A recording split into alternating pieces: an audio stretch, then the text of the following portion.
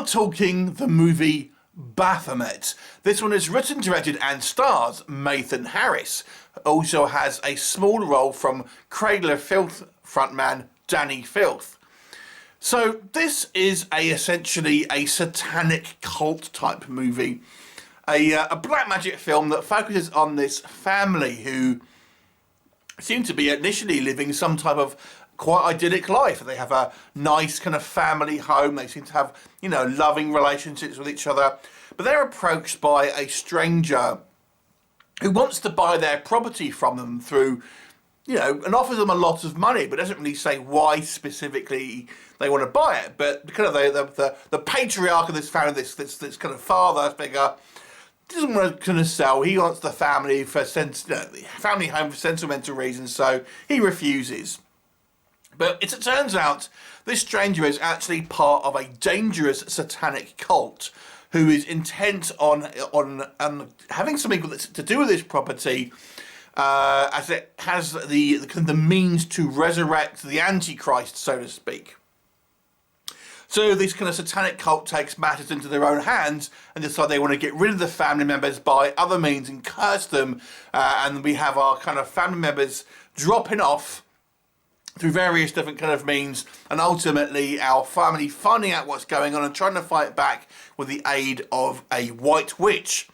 So before I watched this movie, I kind of glanced at IMDb to check out what the general feeling was. And to be fair, there wasn't many kind of reviews at this point, but it got a 3.5 out of 10 on a kind of an audience score. I thought, well, that's pretty low, which is disappointing, of course. But, I wanted to watch the film. I'd been kind of waiting for this one to come out for a little while. And as it turns out, I was kind of watching the first half of the movie. I think, I don't see what people are moaning about. I think this is pretty good. However, this is a tale of two halves. But let's talk about what I think works first of all. I gotta say, I think the first half of this movie is pretty strong. So I gotta say, satanic cult films can be somewhat hit and miss, I have to be honest. Sometimes they can come across as a little bit trite. But I will say, in this movie, in the first half at least, and I'll make a big distinction there, the first half, I gotta say, I think these cultist members seemed somewhat threatening. And they were kind of played to be a little kind of mysterious. We don't quite know their kind of powers and what they can kind of do. But they kind of dispatch members of this family in some quite creative ways, in the fact that, these people are getting killed through what could sometimes be described as weird fluke accidents and natural deaths. And one, for example, is actually a shark attack. And it's a pretty decent scene. And I would say, in actual fact, the shark attack in this movie is better than a lot of actual shark film movies. I mean, lower budget ones, but nonetheless, it's done pretty well to a good standard with some decent kind of effects work here, I thought. And there's a couple of other ones as well. And I think you do get a sense of, wow, these kind of cultists, this group of satanic worshippers do seem to have some pretty unstoppable powers. And how are these people going to kind of defend themselves? And initially they don't even know what's going on.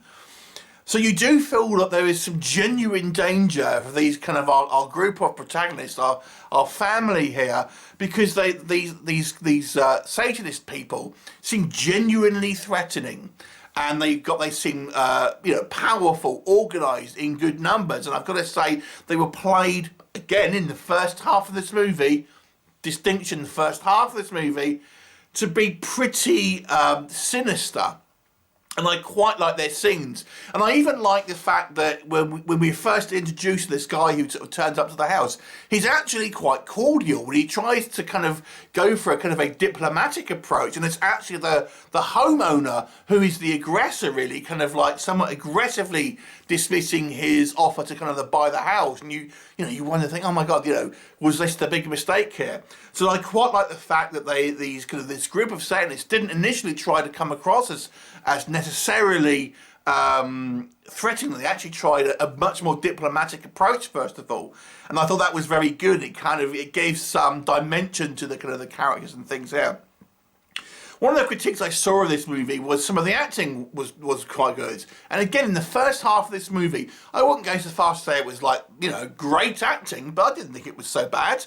I thought everyone did a pretty good job in this movie. And like I said, I think the direction here, the kind of the horror scenes that we see in the first half of this movie, you're going to see a theme where I'm going with this in a minute, were actually done to a good standard. There were some pretty good scares. I think there was some nice atmosphere building. The horror scenes, the kind of the death scenes when we do see them, they're handled well. And I didn't think the acting was all that bad. And then we get to the halfway point in this movie, and this unfortunately is where it all changes. And it's weird because it seems like a different film. So the point where I'm getting to here, and it's more or less bang in the centre, are kind of one of our sort of family members, this young woman who I guess is our female lead. She has like a dream where she is ultimately kind of attacked by these group of Satanists, but it is a dream, and we see that she's trying to commit suicide. Kind of like just beforehand by having loads of pills, so it's like a fever dream sort of thing. And then at that point, up until then, our family don't know that there's a group of Satanists. They just think they're having some hell of a bad luck with what's happening to them. I won't sort of going to say what happens exactly, but it's this point where this woman dreams about these Satanists that the movie turns. Now, the first turn where I think this movie makes a misstep is that the fact that this woman has dreamt that there's Satanists, and yet at that point she's convinced and convinces the remaining members of the family that yes, there's Satanists and that's the antagonist. However, to that point, they've never actually seen people do anything kind of that can be considered, you know, sinister. There's some kind of things that were left out, like some dead birds or whatever left in the kind of the courtyard, but that's kind of it. Outside of that, it's just this one woman's dream of that they're Satanists, and then kind of that's that she's convinced they're Satanists because she dreamt about it, and then the remaining of the family is also just convinced because she's dreamt about it. I thought, well, that kind of is a little silly, to be honest. I mean, normally it's like the other way around. You know, people see stuff and refuse to believe it, but here, you know, all of the kind of the events leading up to this point could actually be explained quite rationally, albeit with a hell of a lot of bad luck. And it's only the point that someone has a dream after taking a bunch of pills and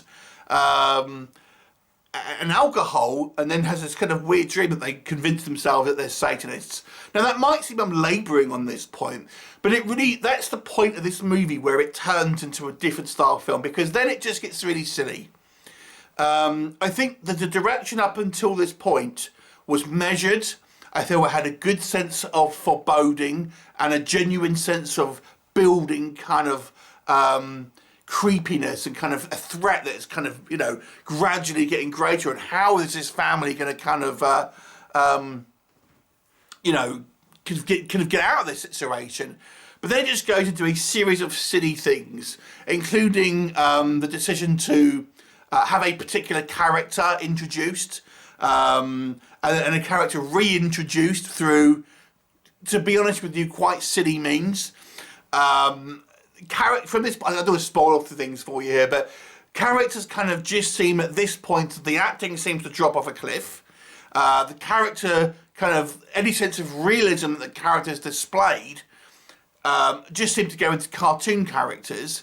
And then we have this kind of like confrontation at the end, which is laughable in its kind of in its execution, like a siege of this kind of like this property. It's ridiculously badly handled, and if you're expecting Baphomet in this movie, you are going to be sorely disappointed, because to be honest with you, this is more of a prequel to the Baphomet kind of like promise that this movie would deliver, only really having a very, very short screen time, and to be honest with you, not really having much impact on the story whatsoever, and it being the very finale of the movie.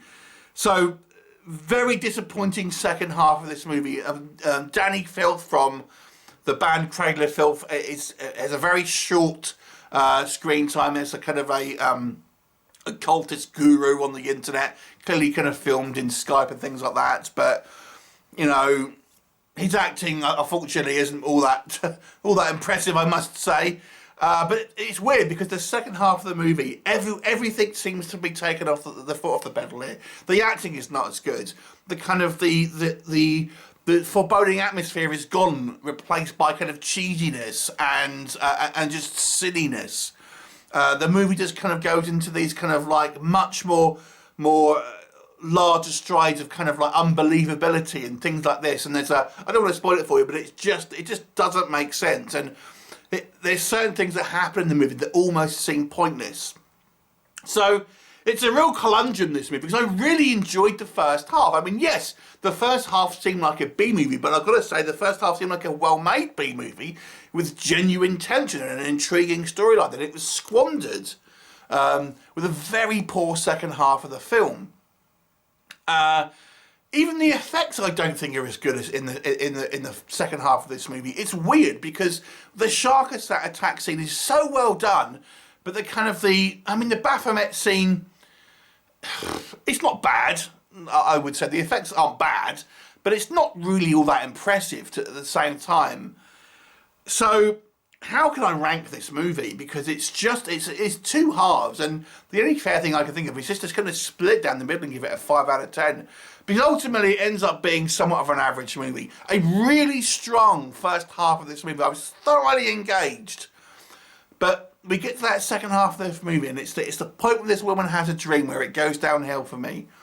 And it's just silliness, and everything seems to kind of like just be the level of care and attention seems to have dropped off a cliff in pretty much every aspect. So one half of a good movie, definitely, but a quite poor second half. So it's a 5 out of 10 for me. Have you seen it? What did you think of it? Leave me a comment, and I shall look forward to seeing you next time. Bye for now.